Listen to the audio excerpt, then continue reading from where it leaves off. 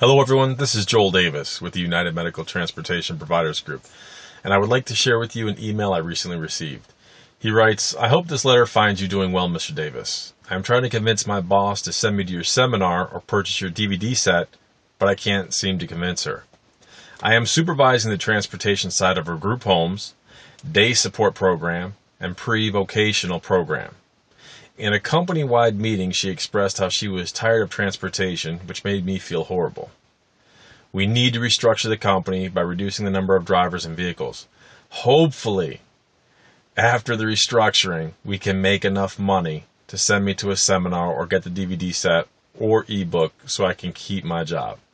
Help me, please, Mr. Davis. Well, a lot of things going on here, but first and foremost, you definitely suffer a leadership problem. And that leadership problem rests squarely on the shoulders of your owner. Clearly, she doesn't see the opportunity or the vision and the possibilities of further growing and expanding your transportation. Now, I don't know where you're located. I don't know how big your organization is, but a couple of quick things come to mind. Number one, if you guys are already involved with group homes, day support programs, and pre-vocational programs, I can only assume that, number one, you've been in business for a while, you're somewhat established, you have a growing organization and connections and relationships within the community that clearly your business owner does not see the opportunity of leveraging. Furthermore, in going to the vision, she doesn't see or understand that the growing opportunities, especially, and I know this isn't politically correct to say, but especially as a female or a minority, you can get some outstanding opportunities, not only in terms of financing, but you can pursue specific opportunities, both federal and state. Now, I know it's not politically correct to say this, but that kind of leaves us white boys out of the mix sometimes, but it's true. I don't make the rules of the game. These are just the rules of the game, so play the game according to the rules. But especially if you're a female and a minority and you can become a DBE, a disadvantaged business enterprise, you can really pursue some exclusive and some great state and federal opportunities. So, and I talk about that more and more in the DVD series. But the other thing is, I can assure you of this. Hope and change works outstandingly well as political slogans. But they absolutely do not work well in reality, and they most certainly will not work well in any business. If you're going to change your business and then hope that you have money left over to then invest in your education, in research and development, in the marketing, in the expansion, I can promise you, your hope and change philosophy that you apply to your business, you're not going to have much of a business left. Okay, so it's like going to a job site and you're going to look at the blueprints after you erect the building. It doesn't work. It's not going to work. It's never going to work. So unfortunately, with your circumstances, it's very difficult for me to advise you because you're not the business owner. So your ability, your decision-making ability to go out there, grow and expand your business is obviously limited by the leadership you have above you. And again, clearly all of the burden itself rests on the shoulders of your business owner. And again, by you acknowledging that she doesn't care for the transportation aspect, clearly she has a limited vision, a limited understanding of the opportunities that are out there. Now listen, I know that there is a lot of free stuff online. I get that. The internet is flooded with all the freebie stuff.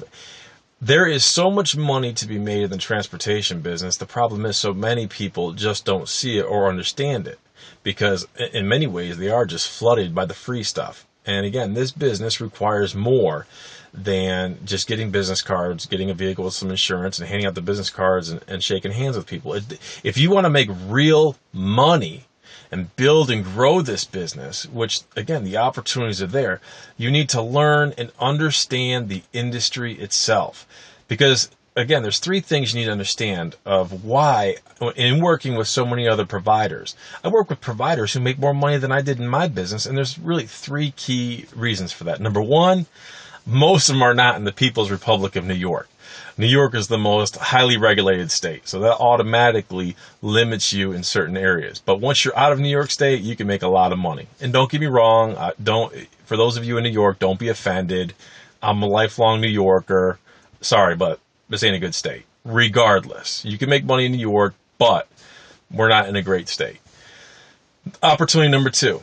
The industry itself has changed. Coupled with the growing elderly population, everything has changed. So now the burden is on how well you can adapt to the change. And the change is good, which leads to opportunity number 3. With all of these changes, each state is unique and different. So even with Obamacare, how each state interacts with and adapts Obamacare is completely different. So there is no one size fits all.